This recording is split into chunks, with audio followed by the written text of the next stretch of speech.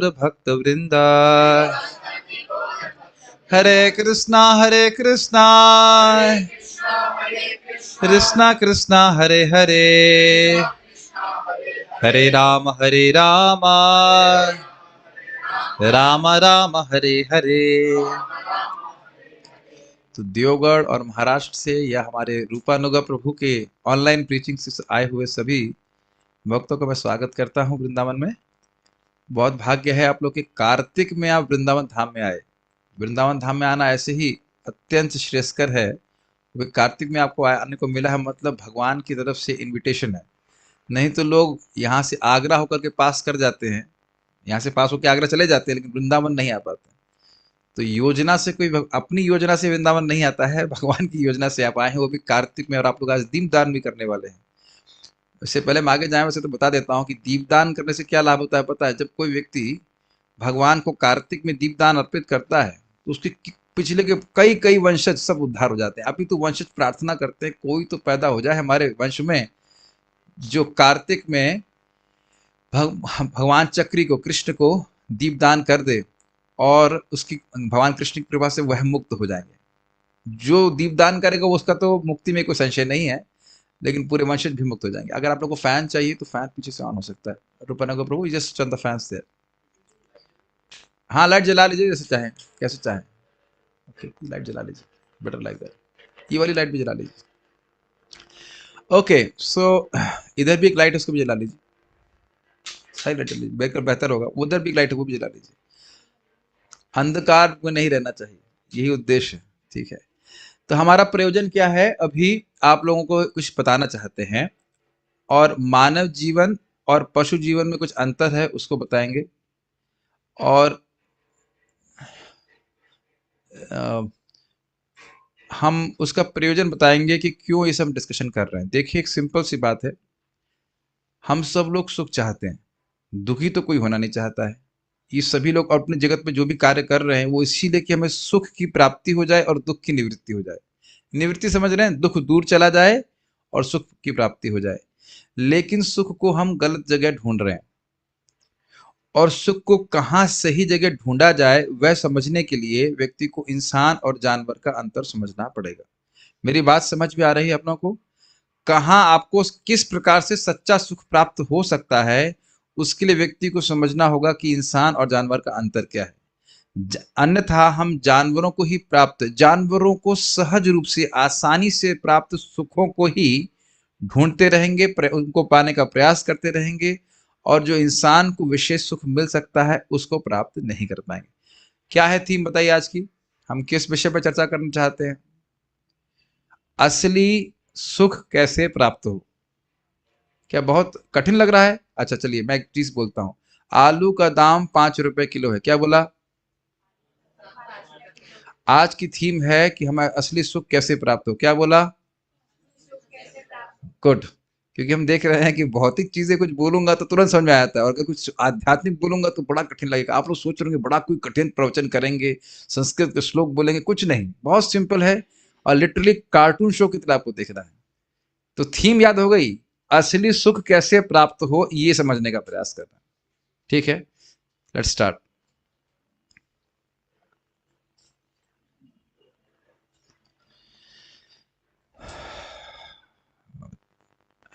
Design transitions,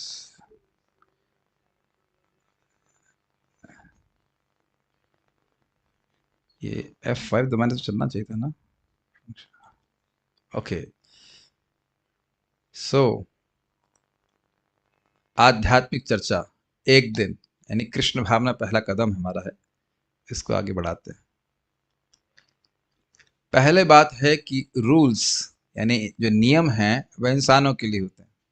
अगर किसी को भी कृष्ण भावना में आप प्रचारित कीजिए तो कभी ये नहीं, प्राय लोग बोलते हैं कि हम भाई किसी नियम में नहीं बनना चाहते। आप कभी देखिएगा किसी भी नए व्यक्ति को आप भक्ति के बारे में बताइए कि आप जप करो, आप ये सुबह उठो, या कुछ भी बोलिए, तो वो कहेंगे नहीं, हम किसी भी नियम में नहीं बंधना चाहते और ना ही हम किसी नियम का पालन करना चाहते हैं। ऐसा अनुभव है आप लोगों को? यस। लेकिन क्या ये वास्तविकता है? वास्तविक रूप से हम देखेंगे कि इंसानों के लिए ही नियम होता है, जानवरों के लिए नहीं। समझ में आ रहा है बात? देखिएगा एग्जाम्पल। प्रश्न कर सकता है कि क्या इंसानों के लिए ही नियम होता है, तो उत्तर में हम इस चीज को देख रहे हैं। हम कानून भंग किए बिना बाएं तरफ से कार नहीं चला सकते या लाल बत्ती को पार नहीं कर सकते। कर सकते हैं क्या बताइए? तो ये ट्रैफिक के नियम है।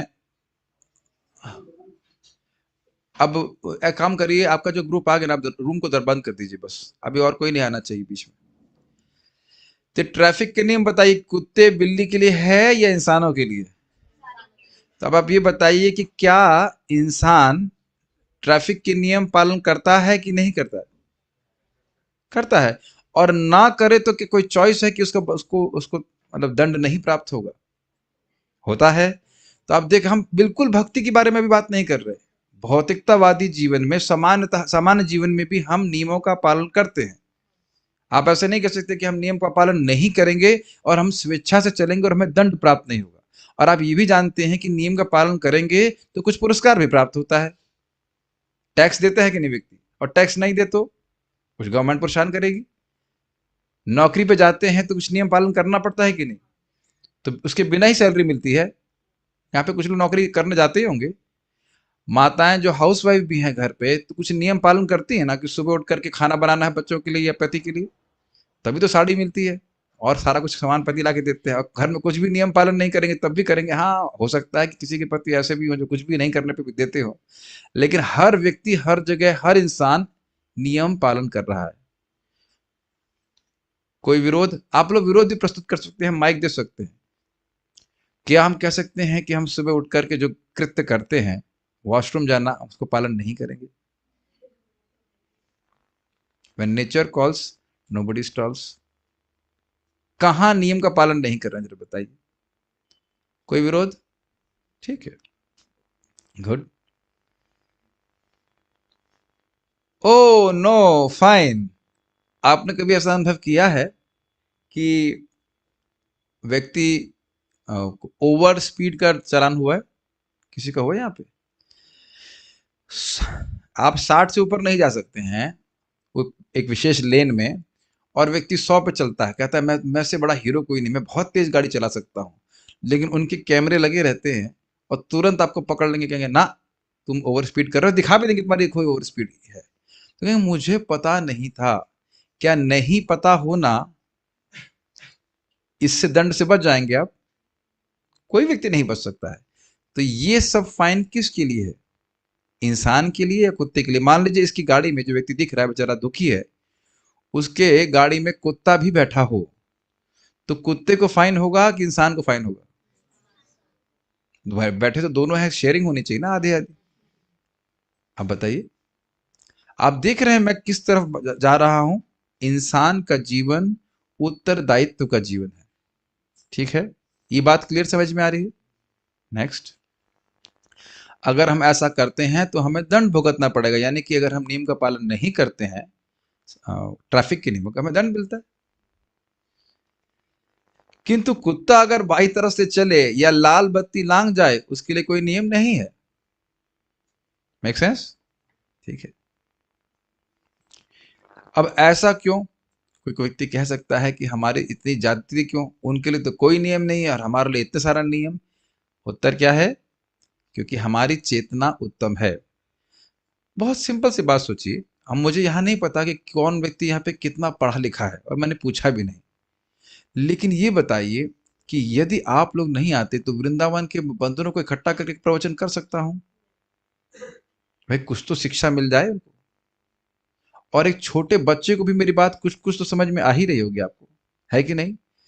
वृंदावन का वयोवृद्ध बंदर भी मेरी एक बात नहीं समझ सकता। वह यह भी नहीं समझ सकता कि बंदर और कुत्ते में क्या अंतर है। बंदर इंसान की बात तो छोड़ दीजिए, ये बात आपको बहुत हल्की लग रही होगी शायद, लेकिन ये बहुत गंभीर बात है। हम लोग आध्यात्मिक बात को समझ सकते हैं, विवेक हमारे पास है। और इंसान, सारी क्षमा कीजिएगा, जानवर, कितना भी आप उसको ट्रेनिंग दे दीजिए, ये बात कभी नहीं समझ सकता कि उसका आगे का कल्याण कैसे होगा। मैं कुछ समझा पा रहा हूँ मैं क्या बोल रहा हूँ, या आप लोग का मन अभी भी घर में फंसा हुआ है सब्जी में या कुछ इसमें? नहीं समझ में आ रही बात? हमारी समझ आ रही है? यही चेतना के उत्तम होने का लक्षण है। नहीं समझ में आ रही?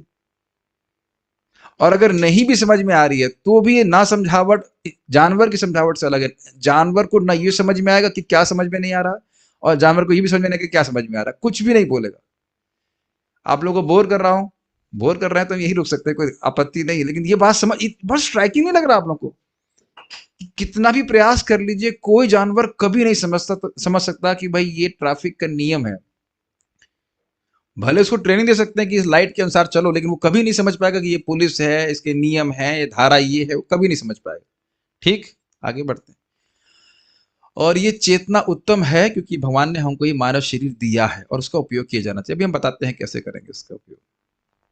okay. मनुष्य को संयमित जीवन जीना चाहिए, इसकी उदाहरण सहित व्याख्या करें तो आप में से कौन कौन से लोगों, किसी को एक उदाहरण याद आया? हमने अभी बात करी थी किसकी, एक ही उदाहरण दिया था, किसी को याद है कोई? कौन सा उदाहरण दिया था कि इंसान को संयमित जीवन जीना चाहिए, ये वो जीते हैं भौतिकतावादी जीवन में? सब भूल गए? अभी कौन सा उदाहरण दिया था मैंने आप लोगों को कि हम लोगों को नियम पालन करने होते हैं सामान्य जीवन में? Traffic, simple, is it not? आगे बढ़ते हैं, बात क्लियर हो गया। ट्रैफिक का, नौकरी का, खाना बनाने का, वॉशरूम जाने का तो चलिए सब वो तो कॉमन हो जाएगा, जानवरों को भी जाना पड़ता है, लेकिन बहुत सारे नियम व्यक्ति को पालन करने पड़ते हैं और स्वेच्छा से पालन करता है। ये ध्यान दीजिएगा, जबरदस्ती नहीं, स्वेच्छा से पालन करता है। जरा छोटा सा एग्जाम्पल विचार कीजिए कि यदि हम लोग मन माने तरह से चलें, कोई व्यक्ति लेफ्ट में चले, कोई राइट में चले, तो कोई कहीं चल पाएगा? भारत में तो होते हुए आपने देखा भी होगा। मैं समझा पा रहा हूं, कोई व्यक्ति लेफ्ट में जा रहा है, कोई राइट में जा रहा है, तो कोई कहीं नहीं पहुंच पाएगा।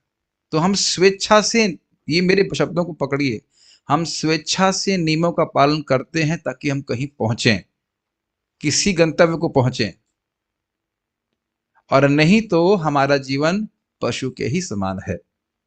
हमारी चॉइस है।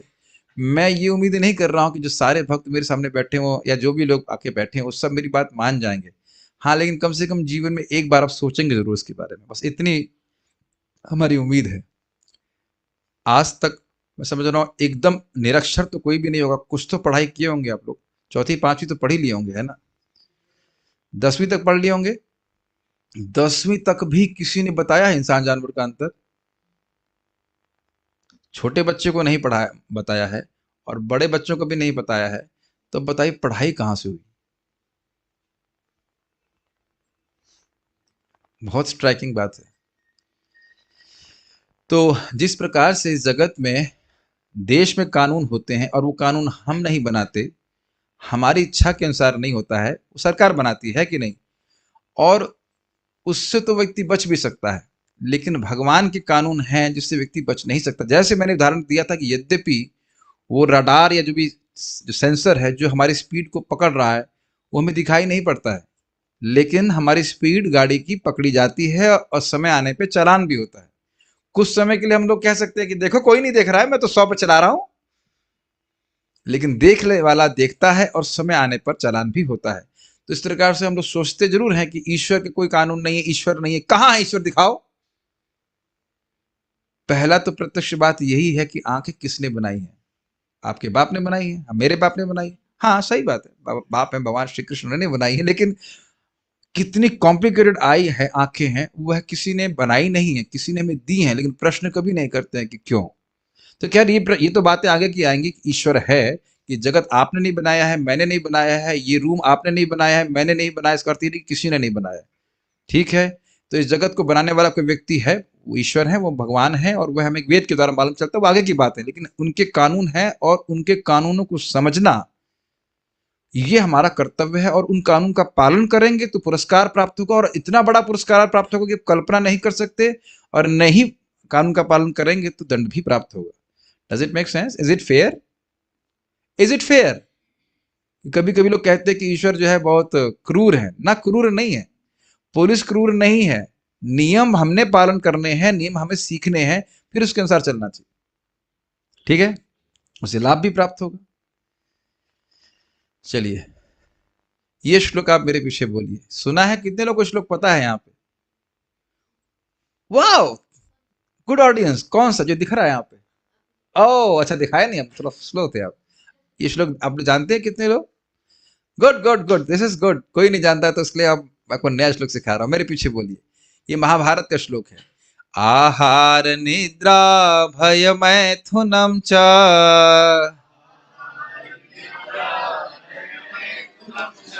रूपानुगा प्रभु, लग रहा है आपने समोसे नहीं खिलाए, डबल खिलाना चाहिए था। बेचारे कमजोर लग रहा है। पानी वानी पिलाया जाए तब तो कुछ आवाज निकलेगा। अरे खाने को मिलेगा, घबराइए मत, बहुत समय नहीं लेंगे। आहार निद्रा भय मैथुनम चा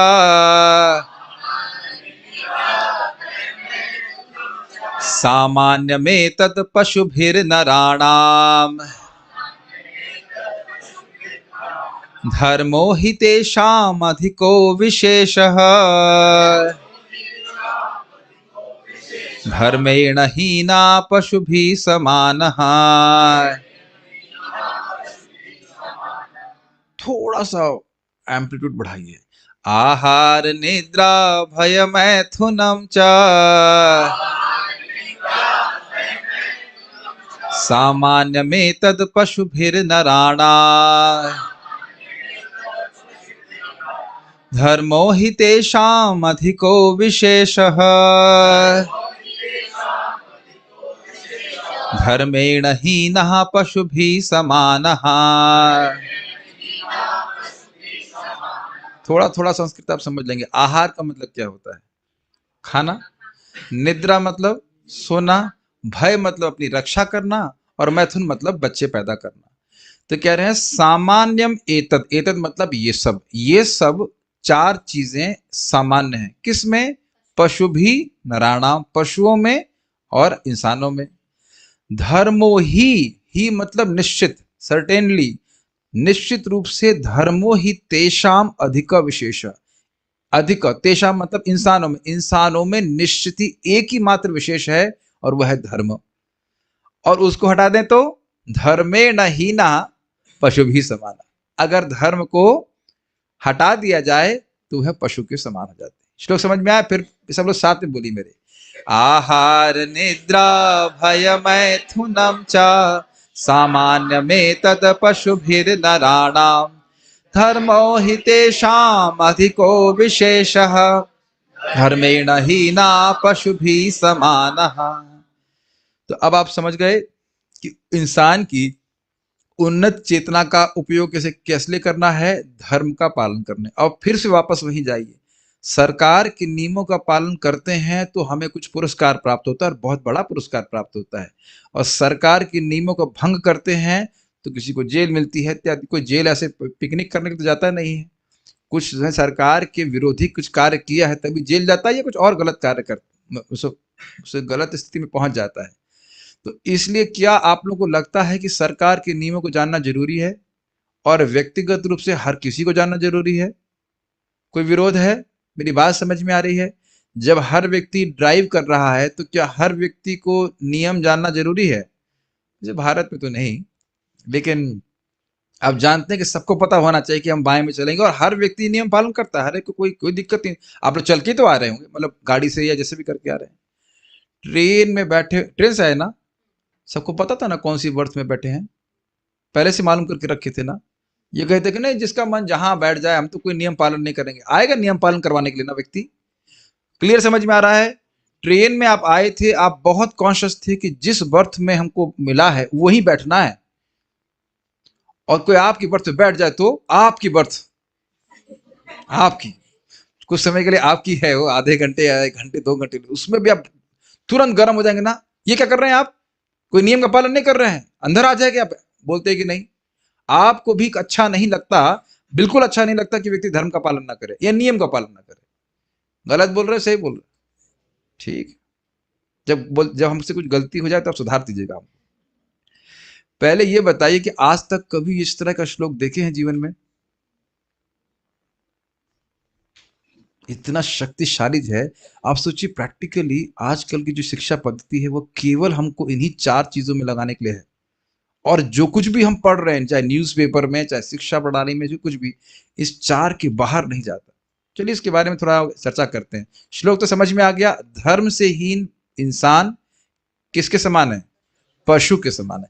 अब हमारी चॉइस है कि हम पशु की तरह जीना चाहते हैं या वाकई इंसान की तरह जीना चाहते हैं। लेकिन एक बात आपको समझ में आ रही है, धर्म का मतलब नियम।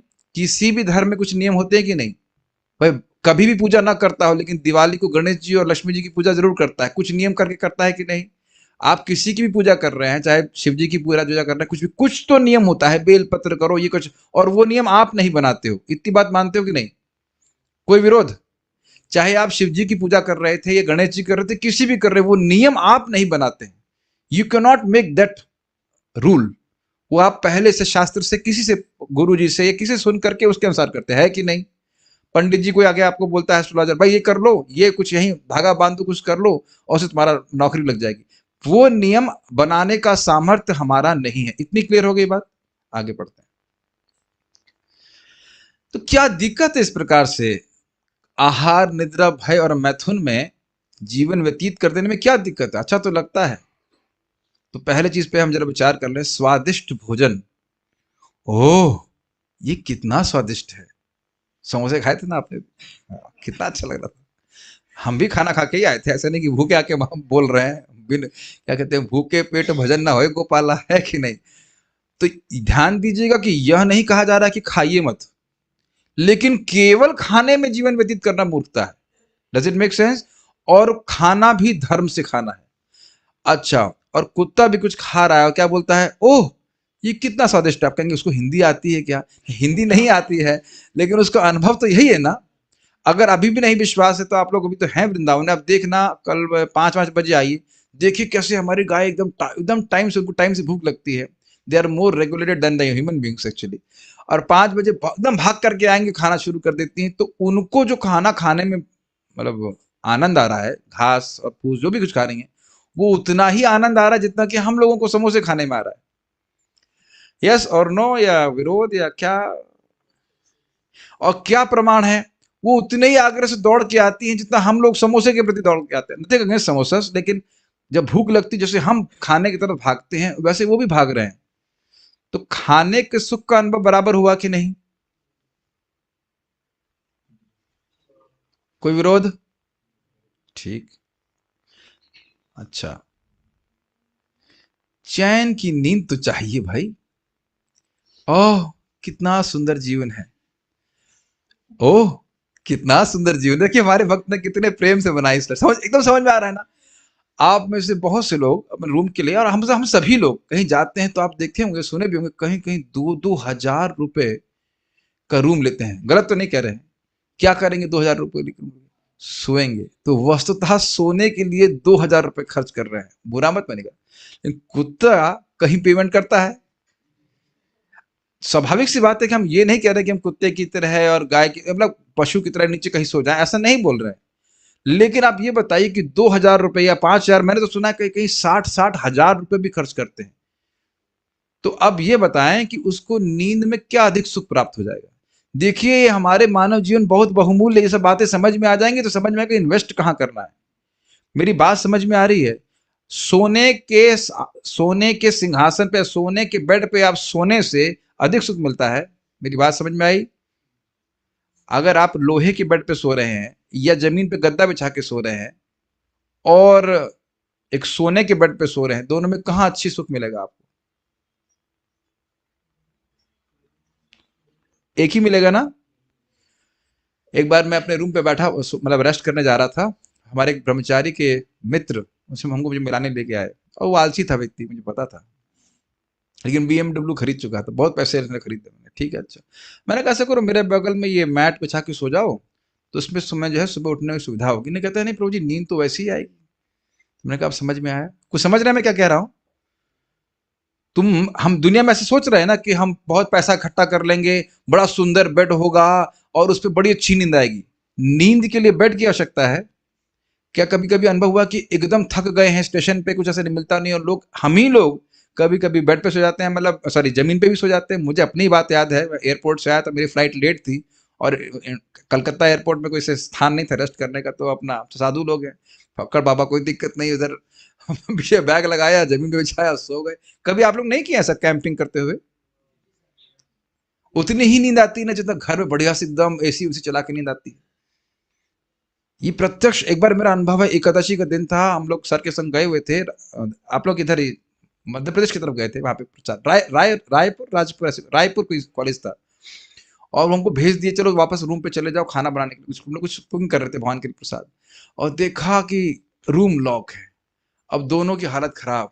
हमने कहा ऐसे ताकत नहीं व्रत करने की, और अब कौन वापस जाए। हमने कहा लेटे रहे लेटे, और बिल्कुल कड़ी धूप होती है ना, एकदम कड़ी धूप में दोनों सो गए, एकदम कड़ी धूप में, मतलब लिटरली दोपहर का समय एकदम।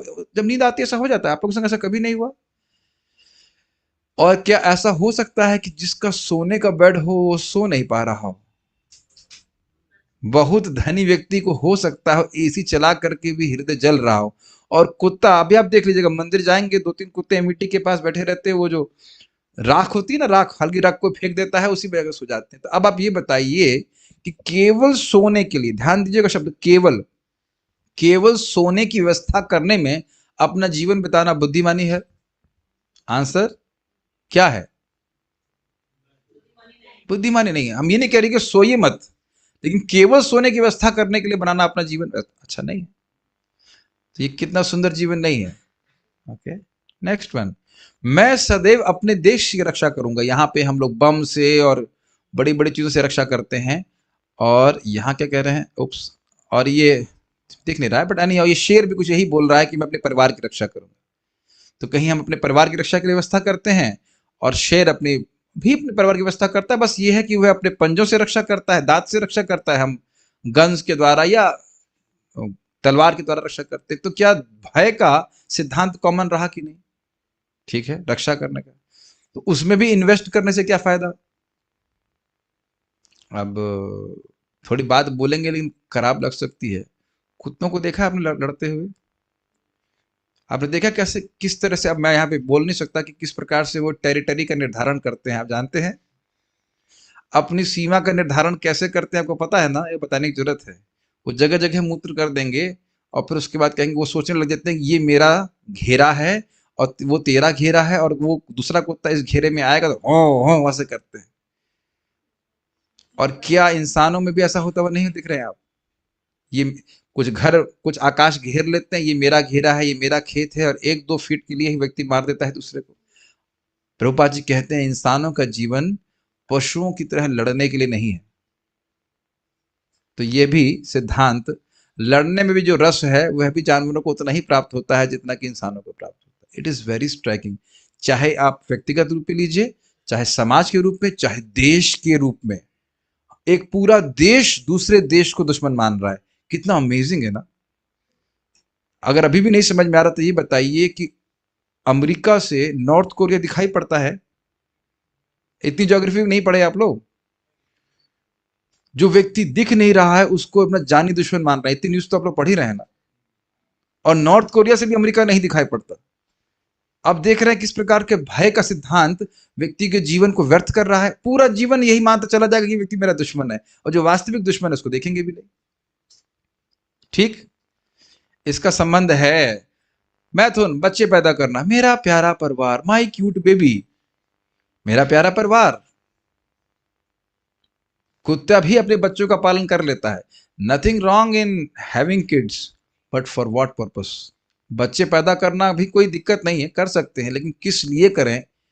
क्या पशु की तरह जीवन व्यतीत करें, या पशु की तरह ही अपने बच्चों को पैदा करें? ये विचार करने वाली बात। पशुओं में शादी होती है क्या? तो फिर इंसानों में शादी की क्या जरूरत है? अब समझ में आ रहा है ना, धर्म के पालन की जरूरत है। मुझे जानबूझ के इसको लास्ट में रखा था, मैं रखवाया गया। अब बताइए, अगर इसमें एकदम जानवर की तरह व्यक्ति करने लग जाए, जो कि आजकल होने लग रहा है, स्पेशली अमेरिका में तो होता ही, तो क्या समाज ठीक रहेगा? क्लियर समझ में आ रहा है? ठीक है, ओके। तो क्या है, एक सेकेंड, इसमें तो क्या है जो हमें उन पशुओं से अलग करता है? बताइए। धर्म, नियमों का पालन, और वो धर्म भगवान के द्वारा दिए जाने चाहिए। धर्म क्या है? ईश्वर के कानूनों का पालन करना। ये बातें समझ में आ रही हैं? अब आप लोग कहेंगे कि आप तो बता रहे थे कि खुशी मिलेगी, आप तो धोखा दे रहे हो, खुशी की बात तो अब तक आई नहीं, आप तो नियम पालन करवा रहे हैं। हम बताएंगे इसको, झूठ नहीं बोलने के लिए बैठे हैं यहाँ पे। एक बात यहाँ पे आप लोग प्रश्न कर सकते हैं कि अब इसका उत्तर बड़ा आसान है, पशु धर्म का पालन नहीं करते तो फिर उन्हें पाप क्यों नहीं लगता? बताओ क्यों नहीं लगता? क्योंकि इस प्रकार की बुद्धि ही नहीं है। केवल मनुष्य को ही क्यों लगता है? क्योंकि मनुष्य के पास उच्च चेतना है। सोचिए, गाय को अगर घास नहीं मिलेगी तो मांस खाएगी। अच्छा, शेर को अगर घास नहीं मिले, सॉरी, मांस नहीं मिले तो घास खाएगा नहीं। तो वह प्रकृति के नियमों के द्वारा बंधे हैं, लेकिन इंसान को जब जो मिल जाता है वही खा लेता है, सोच रहा है कि वह नियमों से अलग है। ये मूर्खता है। और आप ये बताइए, किस प्रकार से जीवन की मौलिक प्रक्रियाओं में, मैं नहीं होना चाहिए, में मनुष्य पशु से कम नहीं है? चार चीजें सामान्य क्या हैं इंसान और जानवर में? आहार, निद्रा, भय और मैथुन। ठीक है। अब हम बात कर रहे हैं मानव जीवन के फायदे के लिए। और आपने अगर ध्यान दिया हो, जो बात बोली गई थी उनके तुलनात्मक अध्ययन के द्वारा, कि जो सुख आहार का इंसान को मिल रहा है वही पशु को मिल रहा है, जो सुख सोने का पशु को मिल रहा है वही इंसान को मिल रहा है। ये बात समझ में आ गई सबको? और जो भय का क्रिया है वही इंसान की, वह जानवर की है। और मैथुन में भी वही सुख जो इंसान को मिल रहा है वह जानवर को मिल रहा है। तो अब आप देख रहे हैं कि इन चार क्रियाओं के बियॉन्ड हमारे पास सुख का कोई साधन नहीं है। नॉर्मली, सामान्यतः इन चार क्रियाओं को करने के लिए ही व्यक्ति मेहनत कर रहा है। कोई विरोध? देखिए, अगर किसी से मेहनत करानी है तो उसकी शादी करवा दीजिए। गलत बोल रहे हैं या स्वीकारनीय बात है? हम ये नहीं कह रहे कि शादी करो या नहीं करो, ये हम कई बार सुनते हैं और घर में बोलते हैं बेड़ी डाल दो उसकी है। ये भी हम अपने मन से बोल रहे हैं या सुना है आपने? गलत तो नहीं कह रहे ना? अगर व्यक्ति शादी ना किया हो तो उतनी मेहनत करने वाला है क्या? बताइए। ठीक है, तो आप समझ गए। और शादी क्यों कर रहा है? मैथुन के सुख के लिए। लेकिन वह भी कितना? वह तो कुत्ते और बिल्ली को भी प्राप्त हो रहा है। तो अब सिंपल सी बात समझिए, मान लीजिए आप एक इंजीनियर हैं और आपको चौक क्या कहते हैं, चपरासी की सैलरी मिले, तो आप उसको न्याय मानेंगे? ना भाई, हम तो बहुत क्वालिफाइड हैं, हमको तो ये चपरासी की कैसे सैलरी मिलेगी? बताइए। तो अब हैं हम लोग, समझ रहे हैं बात, हम हैं इंसान और पशुओं के सुख से संतुष्ट हो जा रहे हैं। क्या ये न्याय है? क्या अपने संग हम न्याय कर रहे हैं? ये बताइए। आप मेरी बात समझ रहे हैं? हम अपने फुल पोटेंशियल को इस्तेमाल नहीं कर रहे। तो अब मानव जीवन के फायदे के बारे में चर्चा करेंगे और उसका संबंध सच्चे सुख से है। क्या कुछ लोग फॉलो कर पा रहे हैं मैं क्या बोल रहा हूं? मानव जीवन का क्या फायदा था? हम धर्म का पालन कर सकते हैं। कौन सा धर्म पालन करके हम महान लाभ को प्राप्त कर सकते हैं? महान लाभ मतलब अत्यंत सुख, वो हम चर्चा करने वाले हैं। मैं बहुत तेज जा रहा हूं या समझ में आ रहा है? Okay, good. ये एक श्लोक है, अब इसको मेरे पीछे आप नहीं गा पाएंगे इसलिए मैं स्वयं ही बोल रहा हूं। जन्मादस्य यतोऽन्वयादितरतश्चार्थेष्वभिज्ञः स्वराट् तेने ब्रह्म हृदयादि कवये मुह्यन्ति यत् सूरयः तेजो वारिमृदां यथा विनिमयो यत्र त्रिसर्गो मृषा धाम्ना स्वेन सदा निरस्तकुहकं सत्यम परम धीमहि। घबराई मत, ये श्लोक याद करने की जरूरत नहीं है अभी आपको, अभी आगे सिखाएंगे, अभी नहीं। बस यहाँ पे श्लोक का आशय यह है कि व्यक्ति को जो मानव जीवन प्राप्त हो तो उसे जिज्ञासा करना चाहिए कि ये जगत किसका है, किसने बनाया है, बेसिकली भगवान कौन है, क्योंकि हम सभी का भगवान से नित्य संबंध है। और अब मैं आपको फॉर्मूला बता रहा हूं, हम सभी लोग आत्मा हैं। कौन है? जगा रहा था अपनों को, शरीर नहीं है। और हम लोग कृष्ण के हैं, जैसे सूर्य की चिंगारी होती है। ठीक? तो जब चिंगारी सूर्य के संग है तो प्रकाशमान है कि नहीं? लेकिन अगर मट्टी में गिर जाए, पानी में गिर जाए तो बुझ जाएगी। ठीक, तो ये सब बातें बहुत गंभीर श्लोक है, लेकिन इंसान का जन्म प्राप्त करके व्यक्ति अपने संबंध को भगवान से समझ सकता है। और इस श्लोक का मतलब यहाँ पे तात्पर्य यही है कि हम उन भगवान पे ध्यान करते हैं जिनसे ये पूरा जगत आया है, जो इस जगत का पालन कर रहे हैं और उसका संहार करने वाले भी हैं, इत्यादि, जिन्होंने ब्रह्मा जी को ज्ञान दिया। मतलब बेसिकली यहाँ पे जो सत्यम परम धीमे शब्द है वो बता रहा है कि हम सब लोग भगवान पे ध्यान करें और ये मानव जीवन का फायदा है। हम भगवान का स्मरण कर सकते हैं, ये भगवान का फायदा है, मानव जीवन का फायदा है। ये लग रहा है आप लोग कि आप भगवान का स्मरण कर सकते हैं? बंदर भगवान के बारे में सोच सकता है? आप सोच सकते हो? यही तो बात बोल रहा हूं। किसमें क्या कठिनाई है? आप भगवान के बारे में श्रवण कीर्तन कर सकते हैं, उनका जप कर सकते हैं, भक्ति कर सकते हैं, और वो नहीं कर सकते। तो अब ओके, तो यहां पे हम बात रुक करके अपने बात को समेट रहे हैं। कैसे हम लोग सुखी हो सकते हैं, बात हुआ था। मानव जीवन का फायदा क्या सीखा आपने? हम धर्म का पालन कर सकते हैं, ठीक। और अब हम कौन सा धर्म का पालन करें जिससे सुख प्राप्त हो? समझिए, और धर्म का मतलब नियम, नियम का मतलब कुछ उच्चतर उद्देश्य, ठीक। तो अब हम सुखी कैसे होंगे? समझिए, सुखी तब होंगे जब अपने हृदय को हम शुद्ध कर लेंगे। हृदय मीन्स कॉन्शियसनेस, माइंड, मन। मन में भी है ना काम, क्रोध, लोभ, मोह, मात्सर्य इत्यादि। इसको हमें साफ करना होगा। और हम सभी जीवों के हृदय में भगवान के प्रति सुप्त प्रेम है। भगवान है श्री कृष्ण। कुछ बातें मैं थोड़ा फॉरवर्ड बता दे रहा हूं। जहां पे सत्यम परम धीमहि बोला गया वो भगवान कृष्ण है। तो अब जब व्यक्ति अपना सुप्त प्रेम को परधर्म का आचरण करके, अभ्यास करके भगवान के प्रति जागृत कर लेता है, तो जब वह भगवान की भक्ति करता है तो उसको असीमित सुख मिलता है। मुझे पता है कि सब ऊपर से चला गया, फिर से रिपीट कर रहा हूं। अभी क्या आप लोगों को सुख मिल रहा है? असीमित सुख? अरे प्रभु जी, असीमित क्या? असीमित भी नहीं मिल रहा है, कुछ भी नहीं मिल रहा है। केवल हम लोग किस में फंसे हैं? आहार में, निद्रा में, भय और मैथुन में, यही सुख में लगे हुए हैं। तो अब हमको ऐसी तपस्या करनी है जिसके द्वारा हम भगवान की भक्ति के सुख का अनुभव कर सकें। और तपस्या का मतलब है नियम पालन करना, और नियम भी पालन करना स्वेच्छा से। कुछ क्लिक कर रहा है कि नहीं कर रहा है? आपने देखा है लड़कों को दौड़ते हुए सुबह की सुबह? पागल हो गए हैं इसलिए दौड़ते हो? आर्मी में सेलेक्ट होना है इसलिए दौड़ते हैं? कुछ उच्चतर उद्देश्य प्राप्त करने के लिए इधर तपस्या करेंगे। तो आप कहेंगे बेवकूफ कहीं का, सुबह उठ करके दौड़ रहा है, दिमाग खराब हो गया। अरे राम से भरम घर में रहो, चाय वाय पियो, क्या दिक्कत है? यही बोलेगा कोई व्यक्ति? आप ऐसे सोचते हैं उनके बारे में? क्योंकि आप जान रहे हो कि लड़के लोग क्यों मेहनत कर रहे हैं। क्या मैं उदाहरण दे रहा हूं, समझ में नहीं आ रहा है? आपने देखा हो सुबह बहुत डिप्स लगा रहे होते हैं, स्पेशली पुशअप लगा रहे होते हैं, सड़क पे बहुत कर रहे होते हैं, दौड़ रहे होते हैं। तो यार भाई, जब गाड़ी है, हवाई मतलब कार है, साइकिल है, तो ये क्यों दौड़ रहा है? उदाहरण समझ में आ रहा है? उच्चतर उद्देश्य प्राप्त करने के लिए।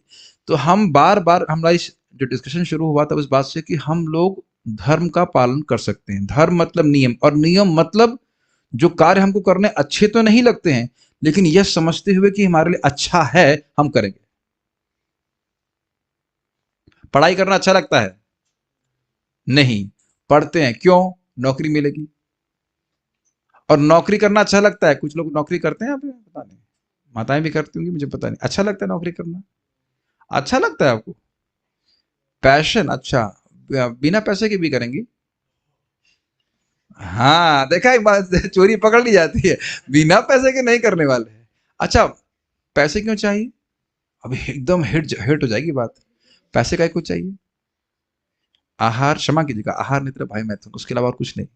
अगर उससे, उस पैसे से ये भी प्राप्त ना हो तो पैसे को भी आसक्ति नहीं होगी। देखा था नोटबंदी हुई थी, सारे पैसे लोग फेंक दिए थे। उस पैसे के लिए वो जान दे सकते थे, आप देख रहे हैं? जान दे देते कि नहीं दे देते?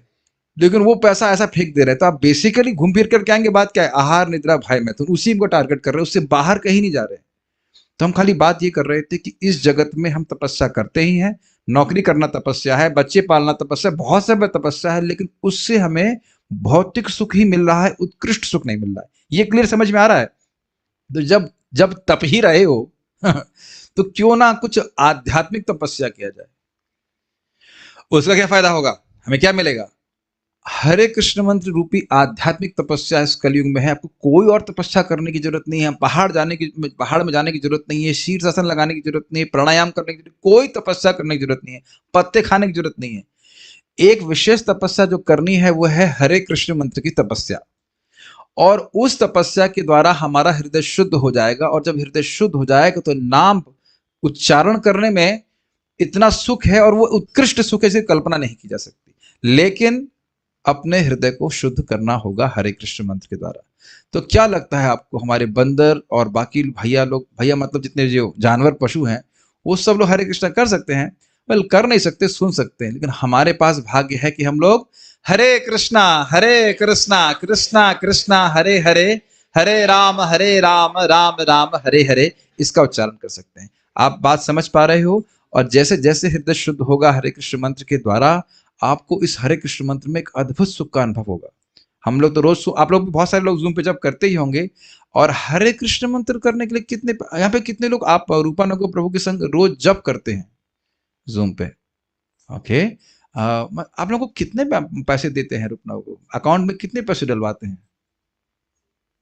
तो देखिए, पैसा नहीं होने के बाद भी कर रहे हैं, इसका मतलब कुछ मन में शांति, कुछ सुख अनुभव कर रहे हैं ना। और बहुत बार भक्तों का जो लोग गंभीरता से जाप करते हैं, हमारे भक्त जूम पे बहुत बार हैं जिनकी दीक्षा भी नहीं हुई, बोले नाम अमृत है और मैंने बोलने के लिए पैसे नहीं दिए उनको।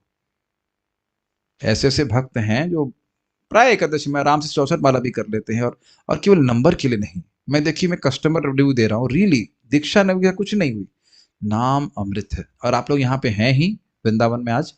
आप लोग आज रात में जल्दी सोइएगा और सुबह अगर उठ सकें 3 साढ़े 3 बजे उठ करके जब कीजिएगा वृंदावन में, गंभीरता से, अटेंटिवली। और फिर मेरा फीडबैक, मुझे फीडबैक दे सकते हैं, प्रभु जी को फीडबैक दे दीजिएगा कि कैसा लगता है यहाँ। तो स्पेशली कार्तिक में इज सो प्लेजरेबल। आप में से किसी को अनुभव नहीं हुआ कि जब करने से कुछ सुख मिलता है? आपको हुआ है? अच्छा, कैसा होता माता जी? मतलब रसगुल्ले के बराबर होता है कि गुलाब जामुन या रसमलाई या सोने के सुख के बराबर? कैसा, मतलब कैसे एक्सप्लेन करेंगे उसको आप? बैठे रहे। हाँ हाँ। नहीं, मैं ये नहीं बोल रहा हूँ कि गुस्सा, इरिटेशन, वो जो जप में सुख मिलता है वो क्या ऐसा होता है? अरे, अच्छा तो हमें गुलाब जामुन में खाने में भी लगता है। अब देख रहे हैं, बैठ जाइए, मुझे पता है माता जी से एक्सप्लेन नहीं कर सकती हैं उसको। जाप करने में वो जो सुख है वो है, आप एक्सप्लेन नहीं कर सकते हो। जैसे रसगुल्ला खाने का भी सुख क्या है, उसको एक्सप्लेन नहीं कर सकते, खाया जाता है। तो आप सभी लोगों से निवेदन है कि इस हरे कृष्ण मंत्र को गंभीरता से लें, भगवान का नाम जप करें। वृंदावन में आए तो और भी लाभ होगा, और अन्यथा भी घर जाएं तो नाम जप करें।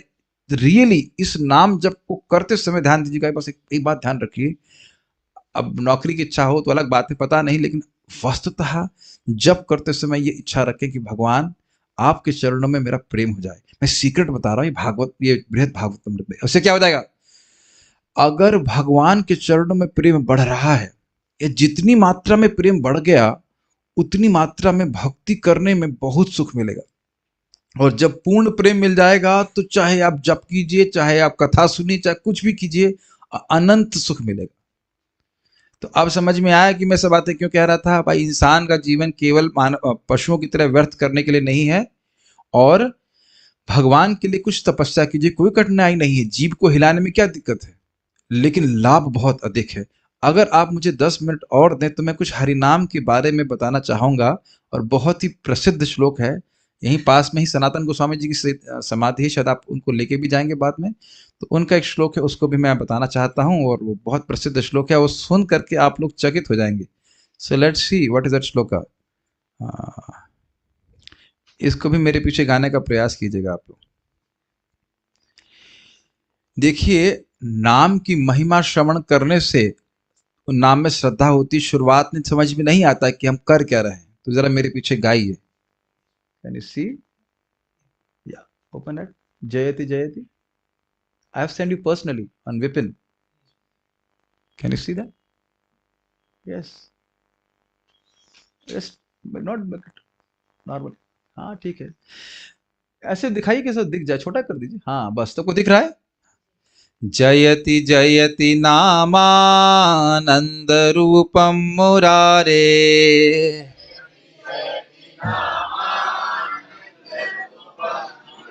विरमित निज धर्मा ध्यान पूजा दियत्नम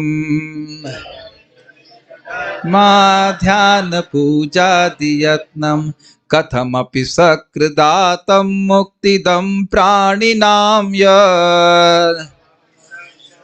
हम मुक्तिदं परममृतमेकं जीवनं भूषणं मे जीवनं भूषणं। तो यहाँ सनातन गोस्वामी कह रहे हैं जयति जयति अर्थात जय हो। और आप तो बोलिए जय हो जय हो। तो किसकी जय हो? तो कह रहे हैं नामानंद रूपम मुरारी। मुरारी मुर नामक राक्षस को, असुर को मारने वाले श्री कृष्ण के नाम की जय हो। भगवान की जय नहीं कह रहे, नाम की जय कह रहे हैं। कैसा है? आनंद रूप है। अर्थात हृदय को, दो अर्थ है आनंद रूप के, या तो हृदय में आनंद बढ़ाता है या साक्षात आनंद स्वरूप है। जैसे सूर्य तेज स्वरूप है और प्रकाश भी देने वाला होता है। सूर्य प्रकाश देता है कि नहीं? और सूर्य प्रकाश स्वरूप भी है कि नहीं? तो इसलिए आनंद रूप है। अर्थात भगवान का नाम आनंद देने वाला है और स्मूर्तिमान आनंद है। और अब देखिए कि जैसे कीर्तन होता है तो लोग ताली बजाना शुरू कर देते हैं। और अब ये मंदिर में आप देखिएगा धुआंधार कीर्तन होता है, लोग नाचते हैं। बताइए कोई माता जी अनजान पुरुषों के सामने नाचेंगी? और यहाँ पे आप मंदिर में देखिए रोज ही होता है। वो स्पेशली राजस्थान से आएंगे, उनको नाचने को तो मन कर ही रहा होता है, तो वो घूंघट काट लेंगे, नाचना शुरू कर देंगे।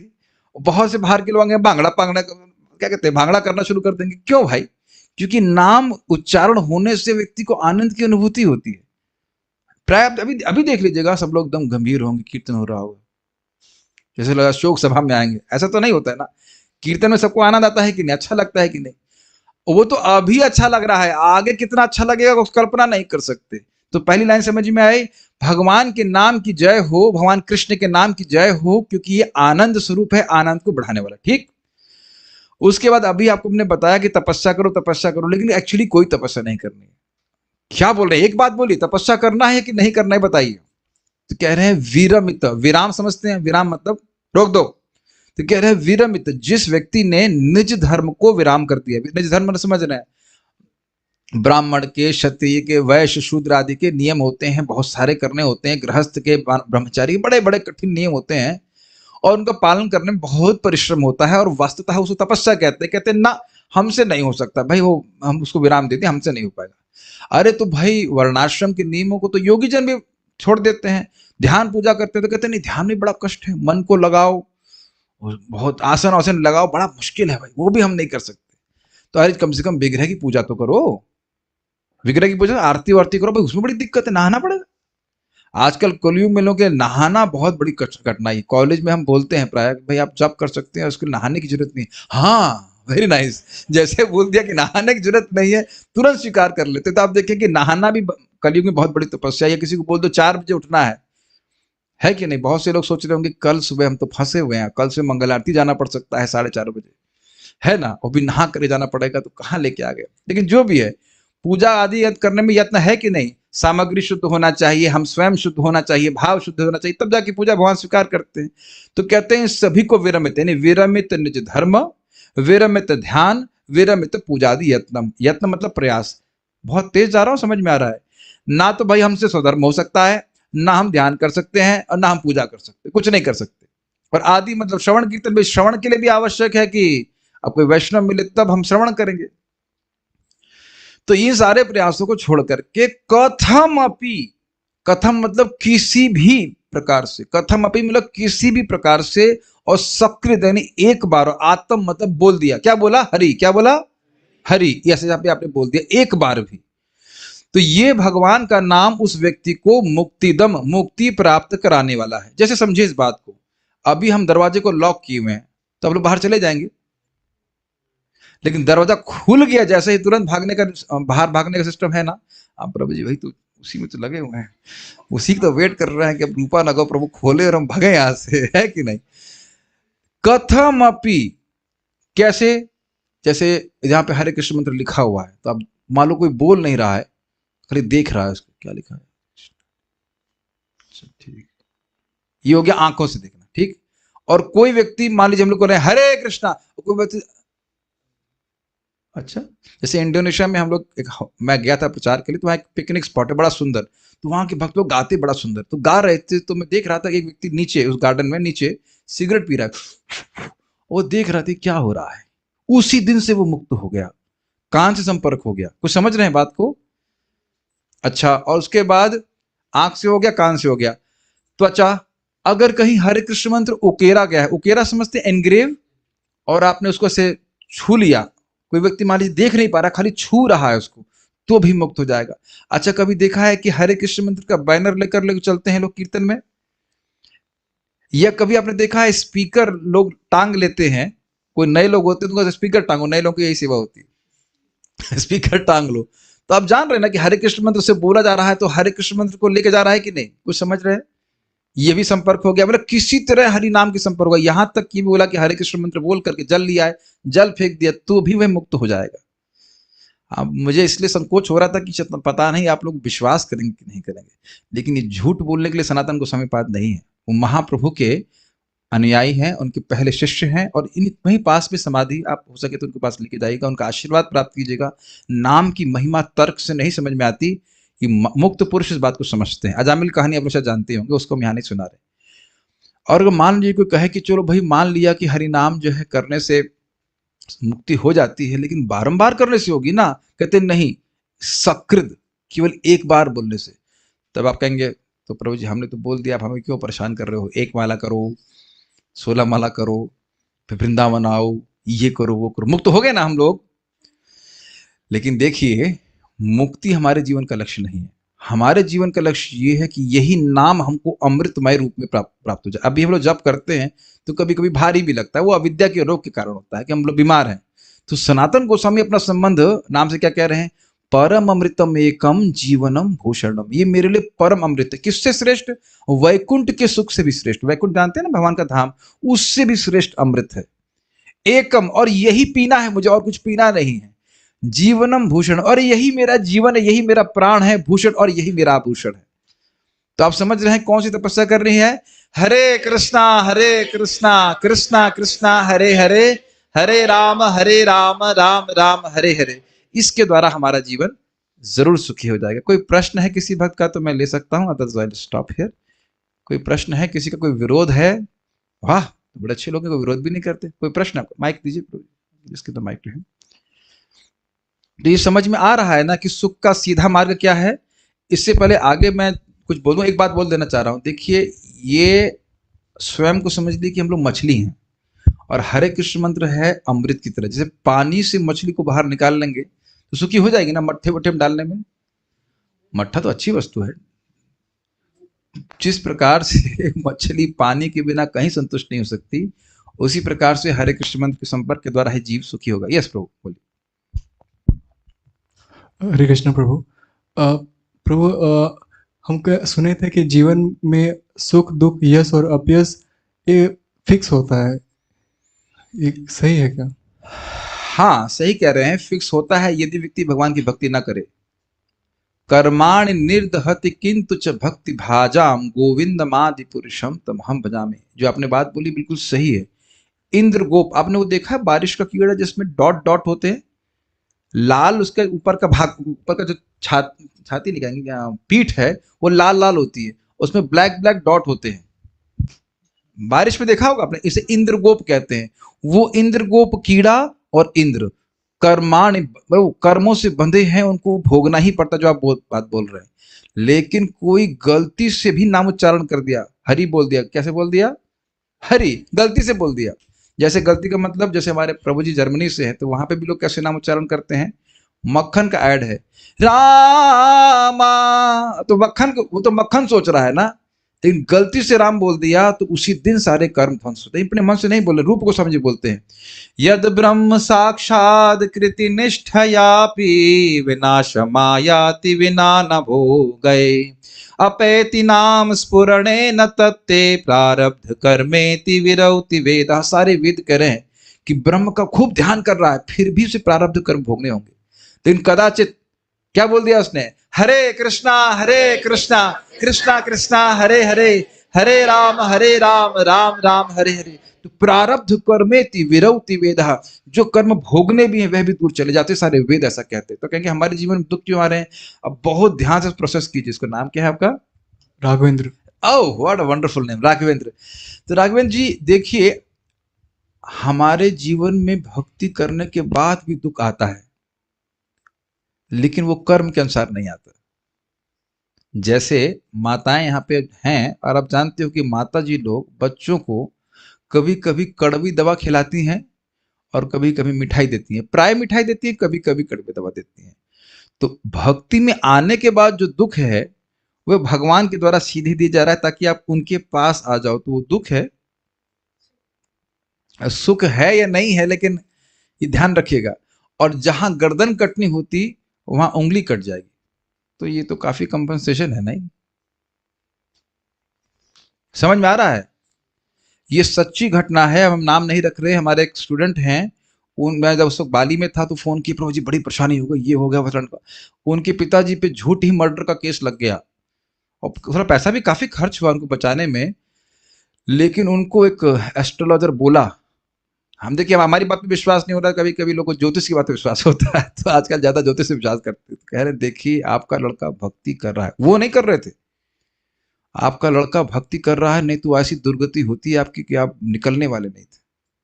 खुद उसने बोला, जबकि ज्योतिष कोई डिवोटी नहीं था। और ये सत्य बात है, जो भगवान की भक्ति करता है उसके परिवार वाले की भी रक्षा भगवान करते हैं। ये शास्त्र का वचन है। उसकी रक्षा कराएंगे तो आप छोड़ ही दीजिए, छोड़ दिए, मतलब रक्षा तो उसकी तो रक्षा करते ही हैं, और जो उसके परिवार वाले उनकी सबकी रक्षा करते हैं। यद्यपि परिवार वाले भक्त भी ना हो तो भी, क्योंकि जन्म तो दिया है ना उसको। ये शरीर कहाँ से आया? माता पिता से आया ना। माता पिता चाहे कितना हो बोले, अरे पागल हो गया है तू, ये पागल हो गई है, जब क्यों कर रही है, इतना भी अगेंस्ट हो, जैसे हिरण्यकश्यप था प्रहलाद के अगेंस्ट, फिर भी भगवान हिरण्यकश्यप का उद्धार किए। तो बताइए, जब माता पिता का और पूर्वजों का उद्धार कर रहे हैं तो फिर आपका क्यों नहीं करेंगे? समझ रहे हैं? तो थोड़ा बहुत कष्ट होगा तो वो कोई बहुत बड़ी बात तो है ना। चांटे तो माता भी मारती है, लेकिन उसके चांटे में और पुलिस के चांटे में अंतर है कि नहीं? तो ध्यान दीजिएगा कि नाम जप करने वाले को जीवन में कुछ कष्ट आएगा, लेकिन इतना कोई बड़ा कष्ट नहीं हो कि आप सहन ना कर पाओ। थोड़ा बहुत कष्ट आ सकता है, लेकिन प्राय जो महान महान कष्ट है वो सब नष्ट हो जाते हैं। ये भी रूप गोस्वामी इस बात को पुष्ट करते हैं। ठीक है, सो लाइक दैट। और कोई प्रश्न यहाँ पे किसी बात का है? So thank you all for coming. और अब आप लोगों का एक दायित्व तो है कि अपने वंशजों का उद्धार कीजिए। सब लोग भगवान के पास जाइएगा, अभी मंदिर में दर्शन कीजिए, प्रणाम कीजिए और उनको दीपदान करिए। Thank you for coming. और ऐसा मैंने कुछ कह दिया जो आप लोगों को कुछ बुरा लगा, उसके लिए क्षमा चाहूंगा। वेरी